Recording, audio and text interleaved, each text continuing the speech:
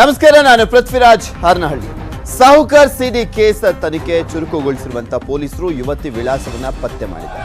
ಉತ್ತರ ಕರ್ನಾಟಕದ ಮನೆ ವಿಳಾಸ ಆರ್ಟಿ ನಗರದ ಬಾಡಿಗೆ ಮನೆಯಲ್ಲಿ ವಾಸವಾಗಿದ್ದಂಥ ವಿಳಾಸ ಪತ್ತೆಯಾಗಿದೆ. ಸಿಡಿ ಬಿಡುಗಡೆ ಬಳಿಕ ಯುವತಿ ನಾಪತ್ತೆ ಆಗಿದ್ದಾಳೆ. 2018ರಿಂದ ರಾಜಾಜಿನಗರದಲ್ಲಿ ವಾಸ ಇದ್ಲಂತೆ. ಸದ್ಯಕ್ಕೆ ಯುವತಿಯ ಫೋನ್ ಸ್ವಿಚ್ ಆಫ್ ಆಗಿದ್ದು ಮೊಬೈಲ್ CDR ಆಧರಿಸಿ ಪೊಲೀಸರು ತನಿಖೆಯನ್ನು ಮುಂದುವರಿಸಿದ್ದಾರೆ. ಈ ಯುವತಿಯ ಸ್ನೇಹಿತರ ವಿಚಾರಣೆ ಮಾಡುವಂಥ ಸಾಧ್ಯತೆ ಇದೆ. ಇತ್ತ ಬೆಳಗಾವಿ ಗ್ರಾಮೀಣ ಕ್ಷೇತ್ರದಲ್ಲಿ ರಮೇಶ್ ಜಾರಕಿಹೊಳಿ ಆಕ್ರೋಶ ಭುಗಿಲೆದ್ದಿದೆ. ಅವರ ಅಭಿಮಾನಿಗಳಿದ್ದು ತುಮ್ಮರ ಗುದ್ದಿ ಗ್ರಾಮದಲ್ಲಿ ಬೆಂಬಲಿಗರು ಪ್ರತಿಭಟನೆಯನ್ನ ಮಾಡ್ತಾ ಇದ್ದು ಹೆದ್ದಾರಿ ತಡೆದು ಟೈರ್ಗೆ ಬೆಂಕಿ ಹಚ್ಚಿ ದಿನೇಶ್ ಕಲ್ಲಹಳ್ಳಿ ಬಂಧಿಸುವಂತೆ ಆಗ್ರಹಿಸ್ತಾ ಇದ್ದಾರೆ.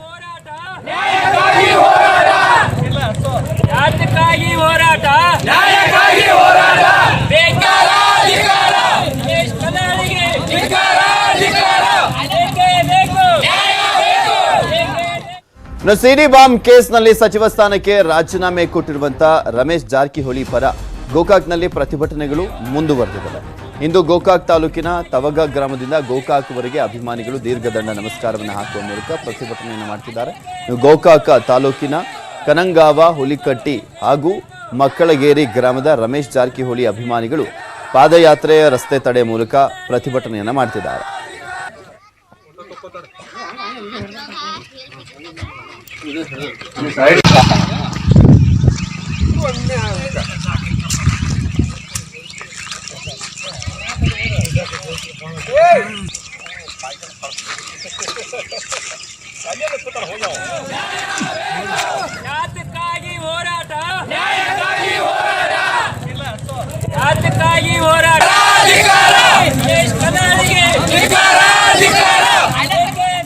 ಇನ್ನು ಸಿಡಿ ಕೇಸ್ ಸಂಬಂಧ ಸಚಿವ CP ಯೋಗೇಶ್ವರ್ ಪ್ರತಿಕ್ರಿಯೆಯನ್ನು ನೀಡಿದ್ದು, ನಮಗೆ ಆಧುನಿಕ ಯುಗದ ಗ್ರಾಫಿಕ್ಸ್ಗೆ ಬಲಿಪಶು ಆಗುವಂತ ಭಯ ಕಾಡ್ತಾ ಇದೆ. ಹೀಗಾಗಿ ಮಾನ ಮರ್ಯಾದೆ ಗೌರವದ ಕಾರಣಕ್ಕಾಗಿ ಕೋರ್ಟ್ ಮೊರೆ ಹೋಗಿದ್ದೇವೆ ಅಂತ ಹೇಳಿದ್ದಾರೆ. ಗ್ರಾಫಿಕ್ ಮೂಲಕ ಕೈ ಕಾಲು ತಲೆ ಕತ್ತರಿಸಿದಂತೆ ಮಾಡಬಹುದು. ಸಿನಿಮಾದಿಂದ ಬಂದಂತ ನನಗೆ ಅದೆಲ್ಲ ಗೊತ್ತಿದೆ. ಹೀಗಾಗಿ ಕೆಲ ಸಚಿವರು ಕೋರ್ಟ್ ಮೊರೆ ಹೋಗಿದ್ದಾರೆ ಅಂತ ಸಚಿವ CP ಯೋಗೇಶ್ವರ್ ಅವರು ಹೇಳಿದ್ದಾರೆ. ನಾನು ಮೊದಲೇ ಹೇಳಿದೆ, ನಾನು ಚಿತ್ರರಂಗದ ಹಿಂದಿನಿಂದ ಬಂದಂಥವನು. ಇವತ್ತು ದೃಶ್ಯ ಮಾಧ್ಯಮಗಳನ್ನು ತಿರುಚತಕ್ಕಂಥ, ಅದಕ್ಕೆ ಶಬ್ದ ಕೊಡ್ತಕ್ಕಂಥ, ಮಾತು ಕೊಡ್ತಕ್ಕಂಥ, ನಾನು ಬಹಳ ಸಿನಿಮಾಗಳಲ್ಲಿ ಸಾಹಸ ದೃಶ್ಯವನ್ನು ಮಾಡಿದ್ದೀನಿ.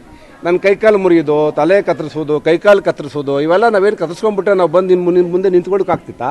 ಅಂದರೆ ಆಧುನಿಕತೆ ಟೆಕ್ನಾಲಜಿನಲ್ಲಿ ಇವತ್ತು ಏನು ಬೇಕಾದರೂ ಮಾಡ್ಬೋದು. ಹಾಗಾಗಿ ನಾವೆಲ್ಲಿ ಈ ಒಂದು ನಾವು ಬಲಿಪಶು ಆಗೋಗ್ತೀವಿ ಅಂತೇಳಿ ಕೆಲವರು ನ್ಯಾಯಾಲಯದ ಮೊರೆ ಹೋಗಿ, ಆಮೇಲೆ ಗೌರವ ಅನ್ನೋದು, ಮಾನ ಮರ್ಯಾದೆ ಅನ್ನೋದು ಸಮಾಜದಲ್ಲಿ ಬಹಳ ನಾವೆಲ್ಲ ಹೆದರ್ಕೋತೀವಿ, ಅದಕ್ಕೆ ಭಯ ಪಡ್ತೀವಿ. ಆ ದೃಷ್ಟಿಯಿಂದ ಎಲ್ಲೋ ಮುಂದೆ ಏನಾದರೂ ಅನಾಹುತ ಆಗ್ಬಿಡ್ಬೋದು.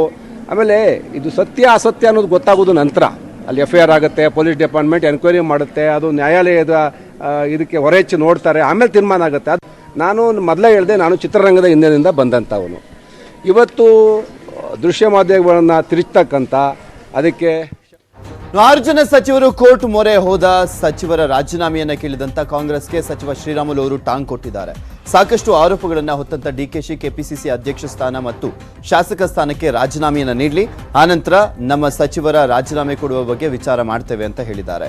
ರಮೇಶ್ ಜಾರಕಿಹೊಳಿ ಸಿಡಿ ಕೇಸ್ ಬಗ್ಗೆಯೂ ಕೂಡ ಮಾತನಾಡಿದಂತ ಶ್ರೀರಾಮುಲು ತನಿಖೆ ನಂತರ ಸತ್ಯಾನುಸತ್ಯತೆ ಹೊರಬೀಳುತ್ತೆ ಅಂತ ಹೇಳಿದ್ದಾರೆ.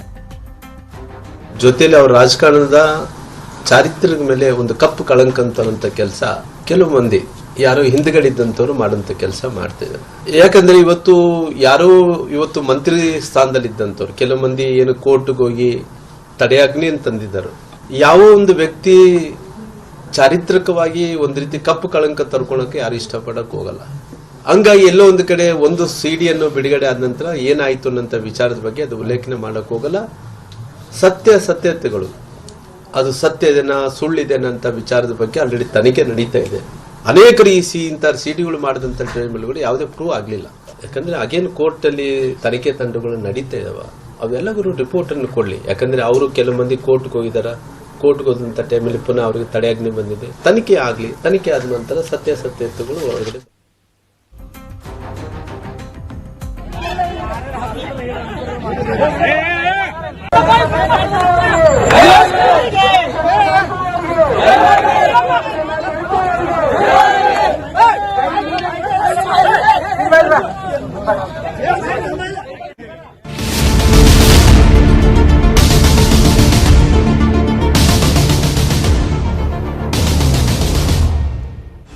ನಾಳೆ ರಾಜ್ಯ ಸರ್ಕಾರದ ಬಜೆಟ್ ಮಂಡನೆ ಆಗ್ತಾ ಇದೆ. ಬಜೆಟ್ನಲ್ಲಿ ಬಿಎಂಟಿಸಿ ಪ್ರಯಾಣಿಕರಿಗೆ ಬಿಗ್ ಶಾಕ್ ನೀಡುವಂತ ಸಾಧ್ಯತೆ ಇದೆ.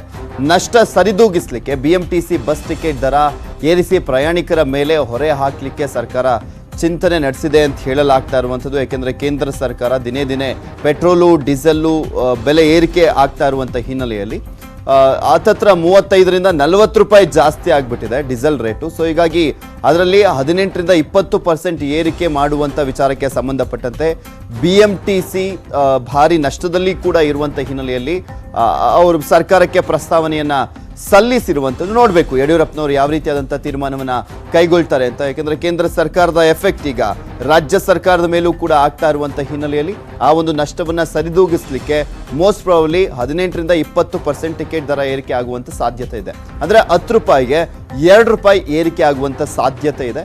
ಬಟ್ ಅದೆಲ್ಲವೂ ಕೂಡ ನಾಳಿನ ಬಜೆಟ್ನಲ್ಲಿ ಗೊತ್ತಾಗುತ್ತೆ. ಹೇಳಿದ ಹಾಗೆ diesel price has hike like anything. Last year ಇದೇ ಟೈಮ್ಗೆ ಅದು 49 ರೂಪೀಸ್ 98 ಪೈಸಾ ಇತ್ತು. ಇವಾಗ ಅದು 78 ರೂಪೀಸ್. ಸೊ ರಫ್ಲಿ ಅರೌಂಡ್ ಲೆಸ್ ದೆನ್ 30 ರೂಪೀಸ್ಗೆ ಅದು ಹೆಚ್ಚಾಗಿದೆ.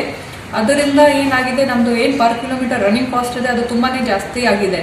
ಜೊತೆಗೆ ಅದು ಪ್ರಯಾಣಿಕರ ಸಂಖ್ಯೆ ಏನು ಕೋವಿಡ್ ಇಫೆಕ್ಟ್ಲಿಂದ ಸುಮಾರು 10 ಲಕ್ಷಕ್ಕಿಂತ ಜಾಸ್ತಿ ನಮಗೆ ಪ್ರಯಾಣಿಕರು ಈಗ ಪರ್ ಡೇ ಕಡಿಮೆ ಆಗಿದ್ದಾರೆ. ಸ್ಪೆಷಲಿ ಬೆಂಗಳೂರು ಸಿಟಿ ನೋಡಿದರೆ ನಮ್ಮದು ಮೇಜರ್ ಕಮ್ಯೂಟರ್ಸ್ IT ಸೆಕ್ಟರ್ನವರು ಇದ್ದರು. ಎಂಟೈರ್ ಓರೋ fleet was catering to their requirement. ಅದು ಕೂಡ ಇವಾಗ ವಿತೌಟ್ ಆಪರೇಷನ್ಸ್ ಅನ್ಯೂಟಿಲೈಸ್ಡ್ ಆಗಿ ನಿಂತಿದೆ. ಸೊ ಇಂಥದ್ದು ಎಲ್ಲ ಇಶ್ಯೂಸ್ ಇರೋದ್ರಿಂದ we have ask for fair hike. ಅದು ನಾವು ಈ ಫಾರ್ಮುಲಾ ಪ್ರಕಾರ ಮಾಡಿದರೆ ಸ್ವಲ್ಪ ಹೆಚ್ಚಿನೇ ಆಗುತ್ತೆ. ಅದು ಬಜೆಟ್ ಮೀಟಿಂಗ್ದಲ್ಲಿ ಅದನ್ನು ಚರ್ಚೆ ಮಾಡಿ ಮುಂದೆ ಸರ್ಕಾರ ನಿರ್ಣಯ ತಗೊಳ್ತಾರೆ ಅಂತ ಹೇಳಿದ್ದಾರೆ. ಯಾದಗಿರಿಯಲ್ಲಿ ಹಾಲ್ದಾಳ ಕಲ್ಲು ಕ್ವಾರಿ ಮೇಲೆ ISD ಪೊಲೀಸರು ದಾಳಿಯನ್ನು ಮಾಡಿದ್ದಾರೆ. ಕಲ್ಲು ಕ್ವಾರಿಯಲ್ಲಿದ್ದಂಥ ಅಪಾರ ಪ್ರಮಾಣದ ಸ್ಫೋಟಕ ವಶಕ್ಕೆ ಪಡೆಯಲಾಗಿದೆ. ಇಂಟರ್ನಲ್ ಸೆಕ್ಯೂರಿಟಿ ಡಿವಿಷನ್ PI ಅಡೆಪ್ಪ ಬನ್ನಿ ನೇತೃತ್ವದಲ್ಲಿ ದಾಳಿಯನ್ನು ಮಾಡಲಾಗಿದೆ. ಶಾಂತಗೌಡ ನಡಹಳ್ಳಿ ಎಂಬುವರಿಗೆ ಸೇರಿದಂಥ ಕ್ವಾರಿಯಲ್ಲಿ ಸ್ಫೋಟಕ್ಕೆ ಬಳಸುವಂಥ 750 kg ಜಿಲೆಟಿನ್ ಕಡ್ಡಿ, 30 ಬಾಕ್ಸ್ IDL 80 mm ಬೂಸ್ಟರ್ ಜಪ್ತಿ ಮಾಡಲಾಗಿದೆ.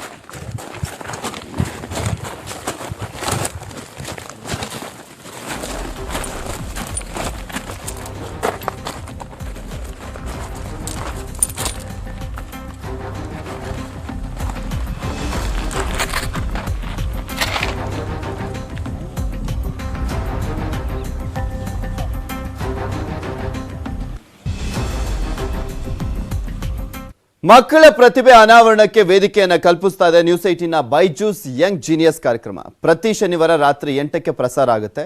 ನಿನ್ನೆ ಪ್ರಸಾರವಾದಂಥ ಕಾರ್ಯಕ್ರಮದಲ್ಲಿ ಭಾಗಿಯಾಗಿದ್ದಂಥ ಕೊಳಲು ವಾದಕ ಅನಿರ್ಬಾನ್ ರಾಯ್ ಕಾರ್ಯಕ್ರಮದ ಬಗ್ಗೆ ಅನಿರ್ಬಾನ್ ಸಂತಸವನ್ನ ಹಂಚಿಕೊಂಡಿದ್ದು ಹೀಗೆ.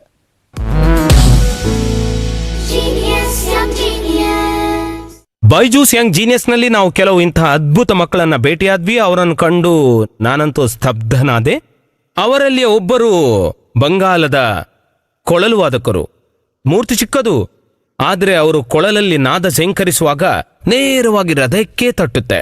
ಸರಿ, ಅವರನ್ನೇ ಕೇಳೋಣ ಅವರಿಗೆ ಹೇಗನಿಸ್ತು. ಬೈಜೂಸ್ ಯಂಗ್ ಜೀನಿಯಸ್ ನಲ್ಲಿ ಇಲ್ಲಿ ಬಂದು ನಮ್ ಜೊತೆ ಅನಿರ್ಬಾನ್ ರಾಯ್ ನಮ್ ಜೊತೆಗಿದ್ದಾರೆ. ಅನಿರ್ಬಾನ್, ನೀವು ಹೇಗಿದ್ದೀರಿ?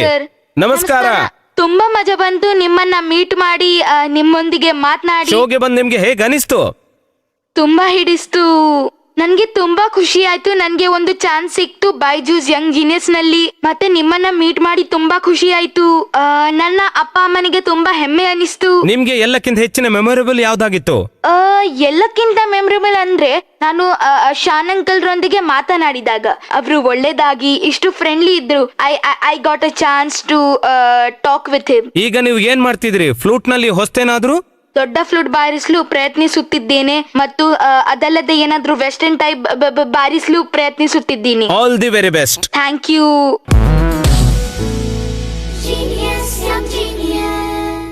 ಕುರ್ಚಿಗಾಗಿ ಗೌರವ ತರ್ತಾರೆ, ಕೆಲವರು ಕುರ್ಚಿಗಾಗಿ ಗೌರವ ಕಳಿತಾರೆ. ಮಧುಗಿರಿಯಲ್ಲಿ DK ಶಿವಕುಮಾರ್ ಅವರು ಮಾರ್ಮಿಕವಾಗಿ ನುಡಿದಿರುವಂಥದ್ದು.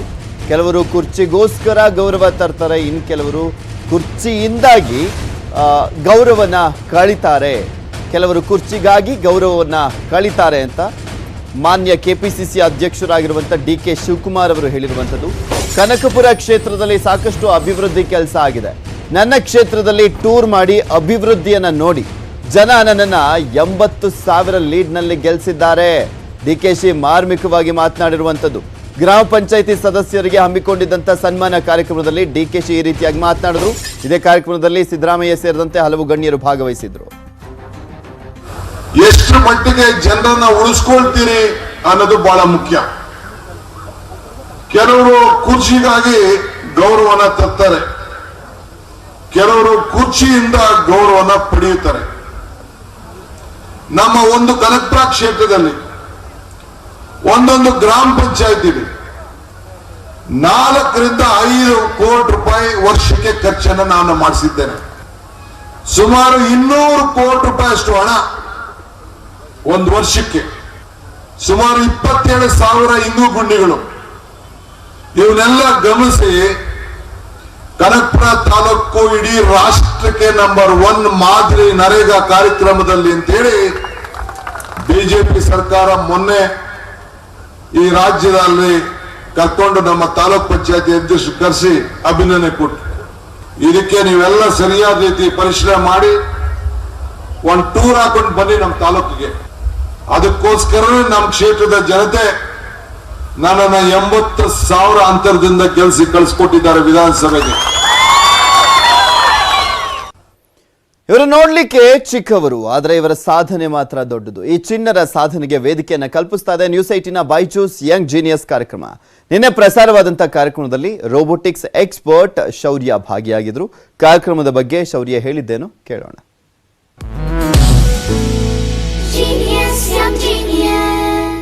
ಬೈಜೂಸ್ ಯಂಗ್ ಜೀನಿಯಸ್ ಈ ವೇದಿಕೆಯಲ್ಲಿ ನಾವು ದೇಶದ ಮೂಲೆ ಮೂಲೆಗಳಿಂದ ಕೆಲವು ಥಿಂಕರ್ಸ್, ಇನ್ನೋವೇಟರ್ಸ್, ಪರ್ಫಾರ್ಮರ್ಸ್ ಹೀಗೆ ಬೇರೆ ಬೇರೆ ಟ್ಯಾಲೆಂಟ್ ಗಳನ್ನ ಭೇಟಿ ಮಾಡಿದ್ದೀವಿ. ಹಾಗೆ ಅವರಲ್ಲಿ ಒಬ್ಬ ತುಂಬಾ ಬುದ್ಧಿವಂತ ಶೌರ್ಯ. ಬನ್ನಿ ಶೌರ್ಯ ಜೊತೆ ಮಾತಾಡೋಣ. ಶೌರ್ಯ ನಮಸ್ಕಾರ, ನೀವು ಹೇಗಿದ್ದೀರಾ?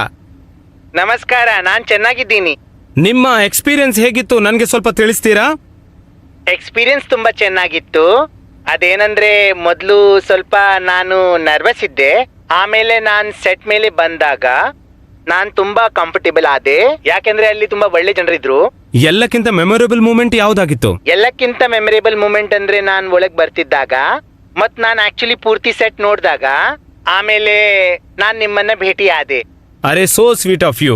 ಆದ್ರೆ ನೀವು ಸೋನಂ ವಾಂಗ್ಚುಕ್ ಅವರ ಜೊತೆಯೂ ಸಂಪರ್ಕಿಸಿದ್ರಿ, ಅವರ ಜೊತೆನೂ ಮಾತಾಡಿದ್ರಿ. ನಾನು ಅಲ್ಲಿದ್ದಾಗ ಅವ್ರ ಜೊತೆ ಮಾತಾಡಿದ್ದೆ, ಅದು ತುಂಬಾ ಚೆನ್ನಾಗಿತ್ತು.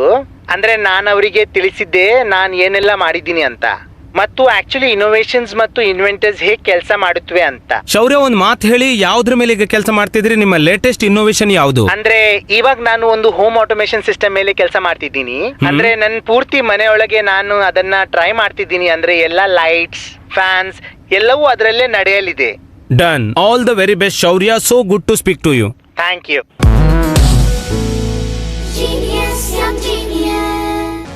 ಜನೌಷಧ ಬಳಕೆಯ ಬಗ್ಗೆ ಸಾರ್ವಜನಿಕರಲ್ಲಿ ಅರಿವನ್ನು ಮೂಡಿಸಲಿಕ್ಕೆ ಕೇಂದ್ರ ಸರ್ಕಾರ ಮಾರ್ಚ್ 7ರಂದು ಜನೌಷಧಿ ದಿನವನ್ನಾಗಿ ಕೇಂದ್ರ ಸರ್ಕಾರ ಆಚರಿಸ್ತಾ ಇದೆ. ಅದರಂತೆ ಇಂದು ಪ್ರಧಾನಿ ಮೋದಿ ಯೋಜನೆಯ ಫಲಾನುಭವಿಗಳ ಜೊತೆ ಸಂವಾದವನ್ನು ನಡೆಸಿದ್ರು. ದೇಶದ 4 ಭಾಗಗಳ ಜನೌಷಧ ಕೇಂದ್ರದ ಮಾಲೀಕರು ಮತ್ತು ಫಲಾನುಭವಿಗಳ ಜೊತೆ ಮೋದಿ ವಿಡಿಯೋ ಕಾನ್ಫರೆನ್ಸ್ ಮೂಲಕ ಸಂವಾದವನ್ನು ನಡೆಸಿದ್ರು.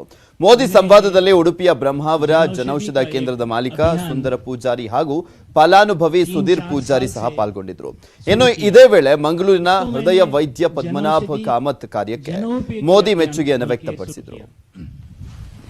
मेरा एक ऑब्जर्वेशन था कि शाम के समय और रात के समय पहाड़ी जिलों में, दूर के जगह में अगर एक किसी का हार्ट अटैक होता है तो उनका ईसीजी करने में बहुत मुश्किलात होती थी.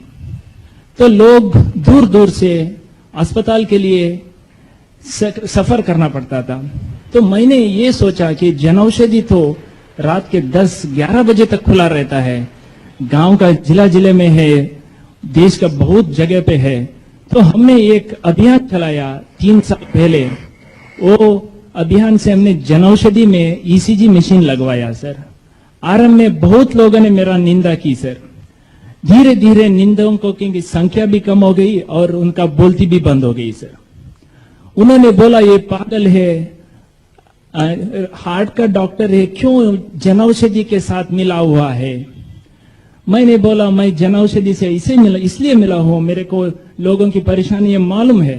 और मैं बोलना चाहता हूं सर, जो हमने एक ईसीजी मशीन से 2018 में एक अभियान शुरू किया कायाकल्प बोल के, अभी हमने 20 जगह जहां ಪಂಚರಾಜ್ಯಗಳ ಚುನಾವಣೆ ಘೋಷಣೆ ಆಗ್ತಿದ್ದಂತೆ ಬಿಜೆಪಿ ನಾಯಕರು ಭರ್ಜರಿ ರ್ಯಾಲಿಯನ್ನು ಮಾಡ್ತಿದ್ದಾರೆ. ಇಂದು ತಮಿಳುನಾಡಿಗೆ ಕೇಂದ್ರ ಗೃಹ ಸಚಿವ ಅಮಿತ್ ಶಾ ಭೇಟಿಯನ್ನು ನೀಡಿದ್ದಾರೆ. ಸದ್ಯ ಕನ್ಯಾಕುಮಾರಿಯ ಸುಚೀಂದ್ರಂ ದೇವಾಲಯಕ್ಕೆ ಭೇಟಿ ನೀಡಿರುವಂತಹ ಅಮಿತ್ ಶಾ ದೇವರ ದರ್ಶನವನ್ನ ಪಡೆದರು. ಅಮಿತ್ ಶಾಗೆ ಬಿಜೆಪಿ ಕಾರ್ಯಕರ್ತರು ಭರ್ಜರಿ ಸ್ವಾಗತವನ್ನ ಕೋರಿದ್ರು. ಕನ್ಯಾಕುಮಾರಿ ಲೋಕಸಭಾ ಕ್ಷೇತ್ರದ ಉಪಚುನಾವಣೆ ನಡೆಯುತ್ತೆ. ಸೊ ಹೀಗಾಗಿ ಈ ಒಂದು ಕ್ಷೇತ್ರದಲ್ಲಿ ಭರ್ಜರಿಯಾದಂಥ ರ್ಯಾಲಿಯನ್ನು ಮಾಡ್ತಿದ್ದಾರೆ.